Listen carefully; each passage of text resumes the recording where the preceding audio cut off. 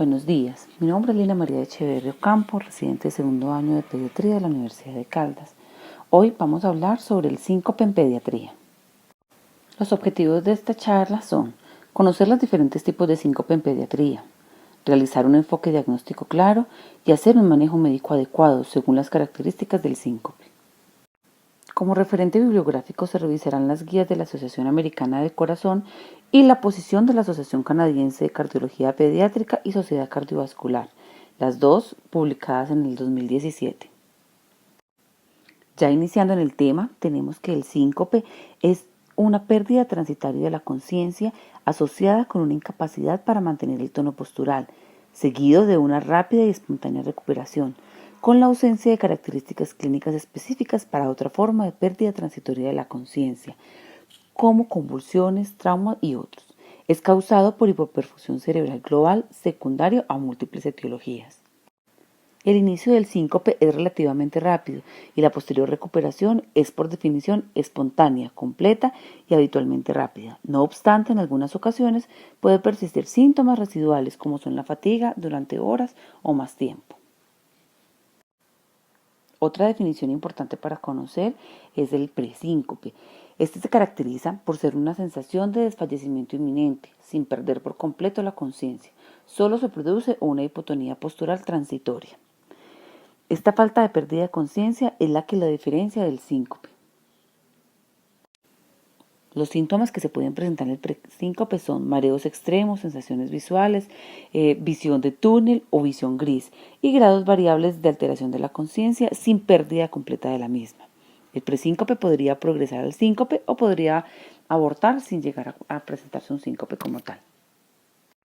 El síncope, principalmente el síncope vasovagal, representa el 65 al 75% de las causas de la pérdida transitoria de la conciencia.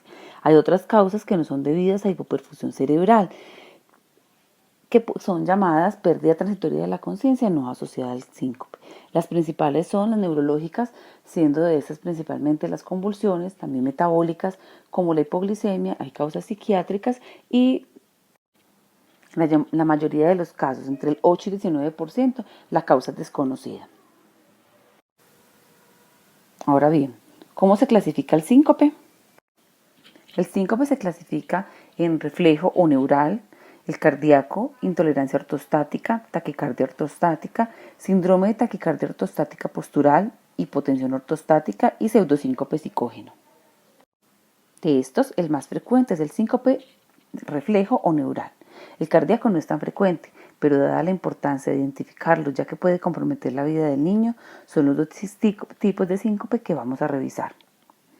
En cuanto a la intolerancia ortostática, es un síndrome que consiste en múltiples síntomas que incluyen aturdimiento frecuente, recurrente o persistente, palpitaciones, temblores, debilidad generalizada, visión borrosa, intolerancia al ejercicio y fatiga al ponerse de pie. Estos síntomas pueden ocurrir con o sin taquicardia ortostática, hipotensión ortostática o síncope. La taquicardia ortostática es un aumento sostenido en la frecuencia cardíaca entre 30 y 40 latidos por minuto dentro de los 10 minutos posteriores a pasar de una posición acostada a una posición erguida sin ejercicio. Y la hipotensión ortostática es la caída en la presión arterial sistólica entre 20 milímetros de mercurio o la presión arterial sistólica de 10 milímetros de mercurio con la postura erguida. Es inicial a los 15 segundos, clásica dentro de los 3 minutos y tardía más de los 3 minutos. Ahora nos vamos a centrar en los dos tipos de síncope que vamos a tratar en esta charla. El síncope reflejo neural, que dentro de esto se encuentra el síncope vasovagal, es el más frecuente que se encuentra en la edad pediátrica. También se encuentra el síncope de síndrome del seno coronario, el síncope situacional. Y entre el síncope cardíaco, las principales causas son lesiones obstructivas, disfunción miocárdica y arritmias. El síncope cardíaco es causado por bradicardia, taquicardia o hipotensión debido a un índice cardíaco bajo, obstrucción al flujo sanguíneo, vasodilatación o disección vascular aguda. El síncope no cardíaco es el síncope por causas no cardíacas que incluyen síncope reflejo, hipotensión ortostática, depleción de volumen, deshidratación y pérdida de sangre. Ya el síncope reflejo mediado neuralmente es el síncope debido a un reflejo que causa vasodilatación, bradicardia o ambos. Dentro de estos está el síncope vasovagal. Esta es la forma más común de síncope reflejo mediado por el reflejo vasovagal. Primero, puede ocurrir con la postura erguida, ya sea de pie o sea sentado, o con exposición a estrés emocional, dolor o entornos médicos. Típicamente se caracteriza por diaforesis, calor, náuseas y palidez, y se asocia con hipotensión vasopresora y o bradicardia inapropiada. A menudo va seguido de fatiga. El síncope vasovagal es a menudo precedido por desencadenantes identificables y o por prodromos característicos. El diagnóstico se hace principalmente con la historia clínica completa, un examen físico y observación de los testigos oculares si es que es disponible. Es muy importante aclarar el concepto de síncope en los menores de 14 años. Entre los 0 y los 14 años de edad, la causa más frecuente de síncope es lo que se ha denominado espasmos del sollozo, pero estos ocasionalmente son desencadenados por una apnea verdadera. Hay dos tipos de espasmos del sollozo. Espasmo de sollozo pálido, que se produce cuando hay un susto súbito, una caída o un traumatismo ligero. La fase de llanto es breve o ausente y con frecuencia se describe como un llanto silente, que simula como una maniobra de Valsalva. La pérdida de conciencia se produce en pocos segundos y se asocia a hipotonía, que se convierte en rigidez con sacudidas mioclónicas. Se observa una marcada palidez. Esta situación está producida la mayoría de las veces por una inhibición cardíaca del mecanismo vagal. Algunos autores piensan que estos episodios son los equivalentes del síncope vasovagal de las personas de más edad. Los espasmos del sollozo con cianosis a menudo se desencadenan por una carga emocional desagradable o una contrariedad. El niño está molesto o furioso.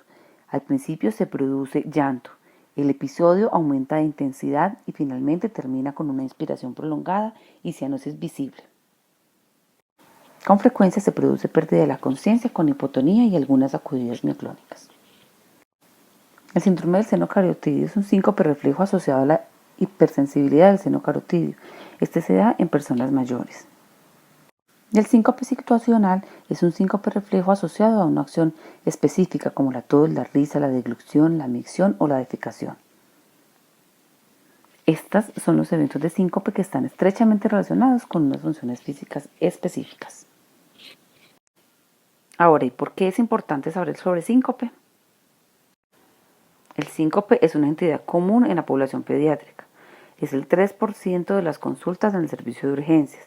A los 18 años, más o menos entre el 30 y el 50% de los menores han tenido un episodio de síncope. Tiene una incidencia máxima en la adolescencia, más o menos entre los 15 y 19 años, principalmente en mujeres debido a cambios hormonales. El síncope vasovagal representa el 75%, seguido del pseudosíncope psicógeno entre el 8 y 15%. Entre los 6 y los 18 meses hay otro pico de incidencia que se da por los espasmos del sollozo. El síncope de origen cardíaco representa entre 1.5 a 6% de los casos.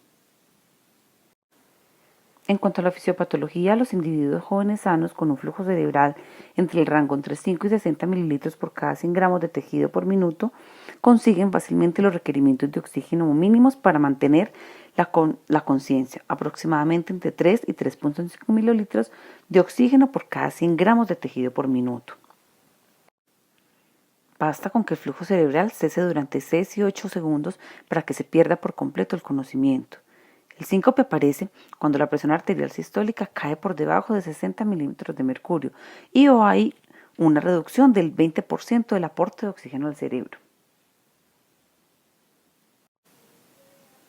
Ahora, en cuanto al síncope vasovagal, tenemos que es la causa más común de síncope y uno de los principales motivos de consulta a los servicios de urgencias. La fisiopatología subyacente resulta de un reflejo que causa hipotensión y bradicardia, desencadenada por la exposición prolongada o la exposición a estrés emocional, dolor o procedimientos médicos. Un episodio de síncope vasovagal se asocia típicamente con prodromo de diaforesis, calor y palidez. Dada la naturaleza benigna del síncope vasovagal y sus frecuentes remisiones, generalmente no se requiere tratamiento médico a menos que las medidas conservadoras sean insatisfactorias. En algunos pacientes se necesita un tratamiento efectivo, como eventos sincopales cuando pueden provocar lesiones y una calidad de vida deteriorada. A pesar de la necesidad y los esfuerzos sustanciales de los investigadores, hay terapias basadas en evidencia con limitadas opciones. Los síntomas prodrómicos son una de las características principales para diferenciar el síncope vasovagal. Algunos, como la reducción de la visión y la incapacidad para pensar con claridad, son debidos a las alteraciones en la perfusión retiniana y cortical. Primero, los signos de hiperactividad simpática y luego de hiperactividad parasimpática. El paciente por lo general se cae sin lesionarse. El desmayo no dura más de 1 minuto y el paciente recupera el conocimiento rápidamente. Los síntomas prodrómicos característicos son alteraciones visuales, aturdimiento, irritabilidad, diaforesis, calor, náuseas, molestias abdominales y fatiga posterior al evento. Los signos objetivos que se pueden observar en un paciente con síncope son palidez facial, diaforesis, inquietud, bostezos, suspiros e hiperventilación y dilatación pupilar.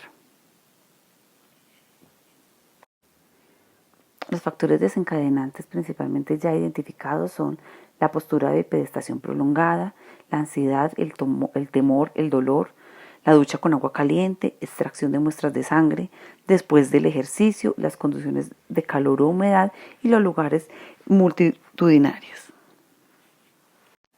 Si bien no se ha esclarecido totalmente la fisiopatología del síncope vasovagal, la hipótesis más aceptada es que en individuos susceptibles, al ponerse de pie, la reducción brusca en el retorno venoso al ventrículo derecho produce un aumento considerable de la fuerza de contracción ventricular.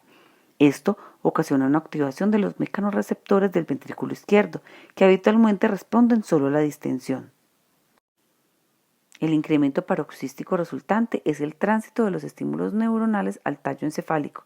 En ocasiones es similar a las condiciones observadas en la hipertensión y, por lo tanto, produce una supresión paradójica de la actividad simpática, con la subsiguiente vasodilatación periférica, hipotensión y bradicardia. Es característico que la reducción de la presión arterial y la bradicardia sean tan importantes que reduzca el riesgo sanguíneo cerebral y ocasione pérdida del conocimiento. La historia clínica es la herramienta más importante para diferenciar el síncope vasovagal. Dentro de los síntomas, lo más importante es reconocer los prodromos. Igualmente es importante reconocer las circunstancias en que ocurrieron el síncope, si se dio durante o después del ejercicio, si fue asociado a cambios de posición, si había un estado nutricional o de hidratación adecuada, si se presentó una posición de pie o supina o si se identificaron algunos desencadenantes. La historia de los testigos, si se presentan, es igualmente importante. Ellos pueden ayudar con respecto a la duración, los signos prodrómicos y si se presentaron movimientos antes o durante el evento. En cuanto a los antecedentes, es importante reconocer medicamentos que alteran el tono vascular o la frecuencia cardíaca, como los betabloqueadores, los bloqueadores de los canales de calcio y los diuréticos. También otros estados patológicos o antecedentes familiares de episodios similares. Teniendo muy en cuenta antecedentes tanto patológicos como familiares de enfermedad cardíaca. Entonces, algunas características que pueden diferenciar el síncope vasovagal del síncope cardíaco son que el síncope vasovagal presenta unos prodromos identificados, mientras que en el cardíaco hay ausencia de prodromos. El síncope vasovagal se presenta después del ejercicio y con cambios de posición, deshidratación o nutrición. El paciente se encuentra de pie o sentado, generalmente asociado a algunos desencadenantes ya identificados. Se puede ver palidez, movimientos involuntarios o la duración debe ser menor de 1 minuto con un examen físico normal.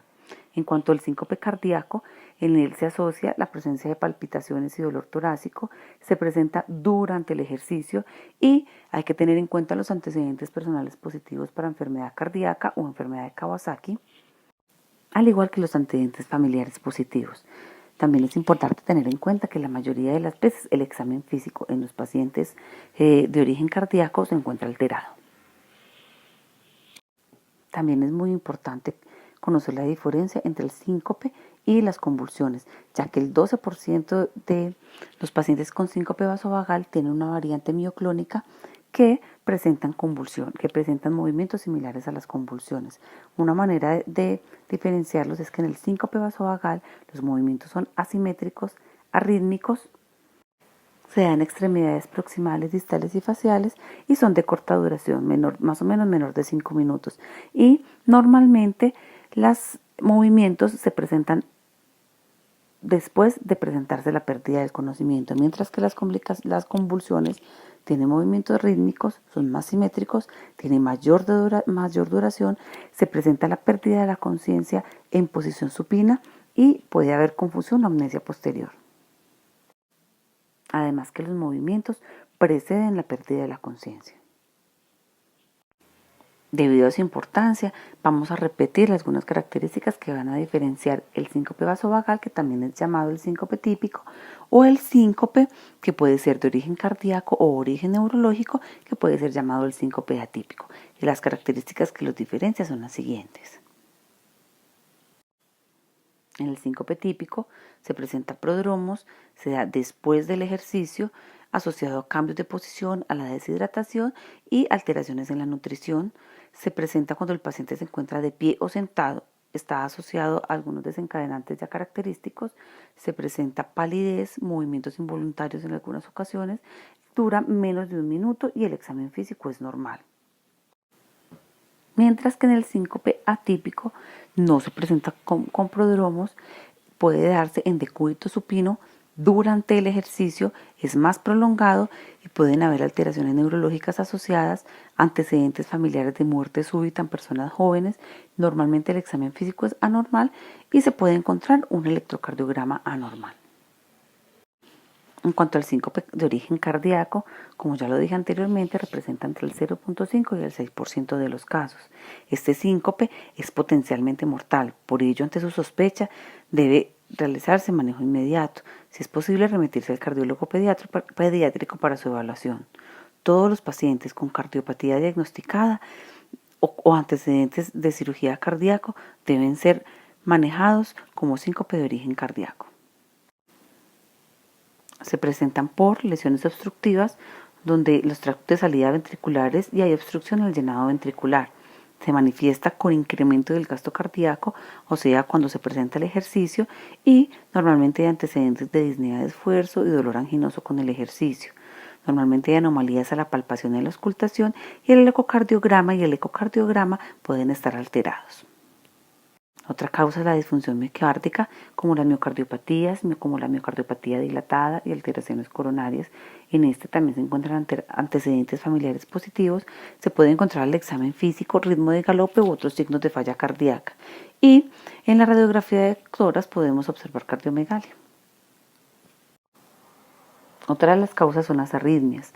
Tanto las taquiarritmias como las bradiarritmias pueden producir síncope. Dentro de las taquiarritmias tenemos las taquicardias ventriculares, dentro de las cuales encontramos la torsividad de puntas, que puede ser debida a los QT largos, al síndrome de QT corto o al síndrome de Brugada, y la taquicardia ventricular paroxística catecolaminérgica. Dentro de las bradiarritmias podemos encontrar diferentes grados de bloqueos auriculoventriculares, principalmente el completo. En cuanto al enfoque clínico, vamos a dar las recomendaciones. Primero, vamos a empezar con las recomendaciones de las sociedades canadienses de cardiología pediátrica y posteriormente vamos a hablar algo de las recomendaciones adicionales que da la Asociación Americana del Corazón. La primera recomendación, como ya lo dijimos, es realizar una historia clínica detallada en todos los casos. La historia es la prueba diagnóstica de mayor utilidad en el síncope pediátrico. En cuanto al examen físico, este siempre debe realizarse enfocado en los sistemas cardiovascular y sistema nervioso. Cualquier prueba adicional que se considere debe realizarse, siempre debe estar guiada según los hallazgos de la historia clínica y en el examen físico. Según la Sociedad Canadiense, para todos los niños con síncope atípico o que tienen factores de riesgos adicionales, se debe realizar un electrocardiograma de 12 derivaciones. El comité enfatiza que los electrocardiogramas no son necesarios en el síncope típico y que debe obtenerse solo cuando hay una indicación particular. Entonces definen que el momento para hacer un electrocardiograma es cuando la historia clínica no hace un diagnóstico hacia un síncope vasovagal, cuando no se encuentra prodromos, cuando se dio durante el ejercicio, cuando el paciente se encontraba nadando, cuando fue provocado por un ruido fuerte o por sobresalto, cuando hay antecedentes positivos familiares, cuando hay antecedentes cardíacos anormales o cuando hay una nueva medicación con posibles efectos secundarios cardíacos. Esta decisión fue tomada debido a varios estudios, incluyendo este estudio realizado en el 2005, donde se estudiaron 169 niños entre los rangos de edad de los 4 a los 18 años, el 91% con síncope vasovagal.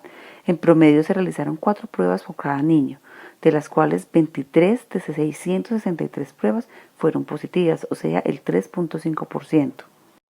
De estas, el electrocardiograma fue el que más se realizó con 241 pruebas y fue el que tuvo el rendimiento más bajo de todos. Solamente uno fue positivo, que representa el 0.4%.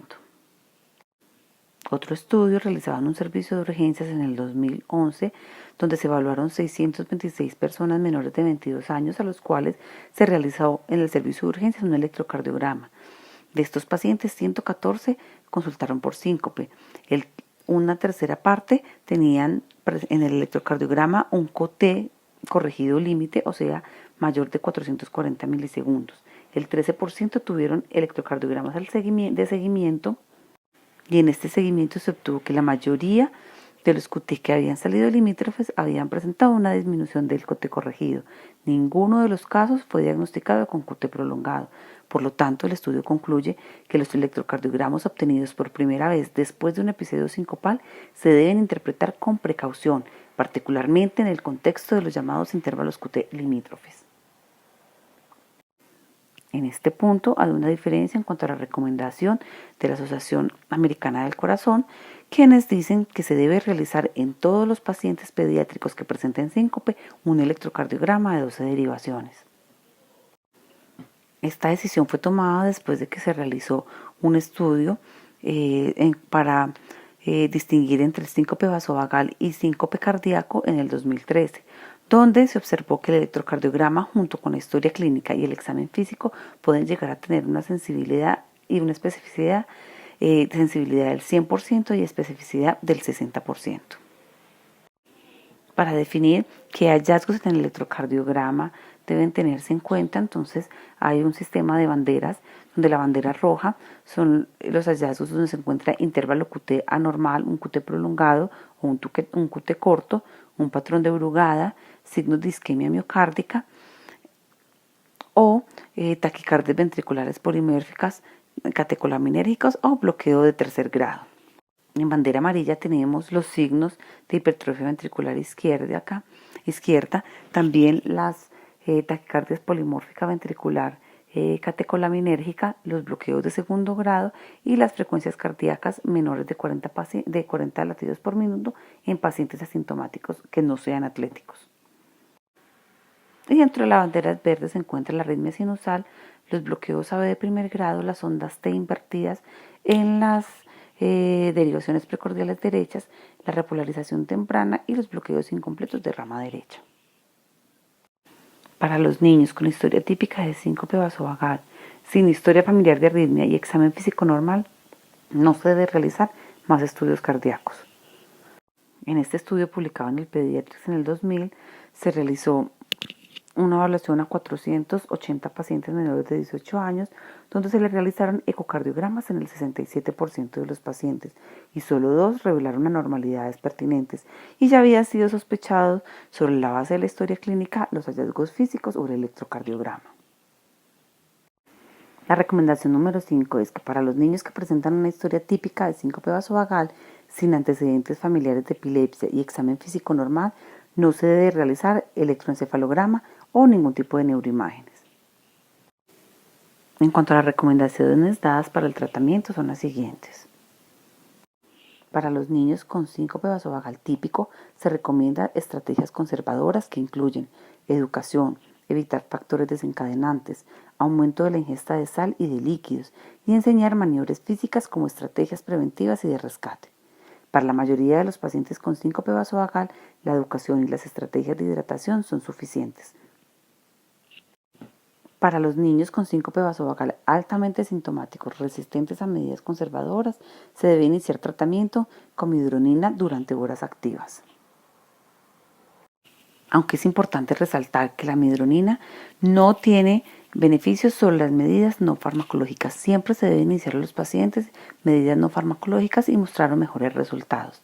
Otra cosa a tener en cuenta es que este medicamento no se encuentra disponible en Colombia. Para los niños con síncope y una historia típica de síncope, una historia familiar de arritmia o epilepsia, anormalidades relevantes en el examen físico o electrocardiograma normal, se debe remitir a un especialista con experiencia en síncope, ya sea cardiólogo, neurólogo o cualquier otra especialidad requerida.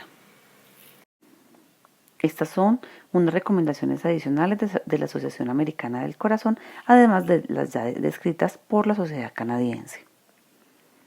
Se deben realizar pruebas de diagnóstico no invasivas en los pacientes pediátricos que presentan síncope y sospecha de enfermedad cardíaca congénita, miocardiopatía o trastornos del ritmo primario.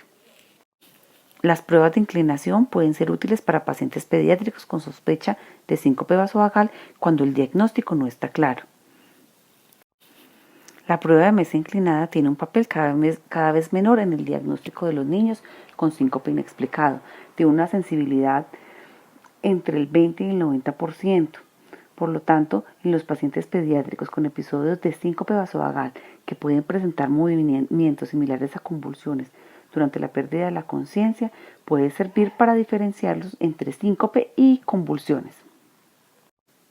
Igualmente, en los pacientes con antecedente de que han sido manejados para epilepsia con múltiples medicamentos anticonvulsivantes y que no han tenido adecuada respuesta al tratamiento, se puede descartar el síncope vasovagal como causa de estos movimientos. La efectividad de la fludrocortisona es incierta en los pacientes pediátricos con hipotensión ortostática asociada a síncope. En un estudio realizado en el 2005, en 33 niños con diagnóstico con síncope o presíncope severo, con un promedio de 14 años, se realizó un estudio donde se hizo un seguimiento durante un año. En los niños con placebo no tuvieron recaídas del síncope, mientras que con la fludrocortisona en el manejo con sal sí, donde no se mostró beneficio alguno en la mejoría de los síntomas en los pacientes manejados con fludrocortisona. La estimulación cardíaca se puede considerar en pacientes pediátricos con síncope neural severo secundarios a espasmo del sollozo. Los betabloqueadores no son beneficiosos en pacientes pediátricos con síncope vasovagal. Este fue un estudio realizado pero en población adulta donde mostró que el metoprolol no fue efectivo para prevenir el síncope vasovagal. Ya finalizando, algunos puntos para recordar. Algunos síntomas y signos claves en cuanto a la historia clínica y los hallazgos físicos los vamos a separar en las banderas roja, amarilla y verde. En cuanto a bandera roja, donde se debe referir urgentemente, es cuando hay unas condiciones ambientales que se ve desencadenado por el ruido, un electrocardiograma normal, cuando la actividad que precede el síncope es el ejercicio o la natación, pensando en un síndrome de QT prolongado, cuando no se presentan prodromos. ¿Sí? Para estudios a realizar, ¿sí? Cuando hay medicamentos que prolongan el QT, cuando se encuentran prodromos que sean cortos o atípicos, o cuando hay dolor torácico o palpitaciones asociadas.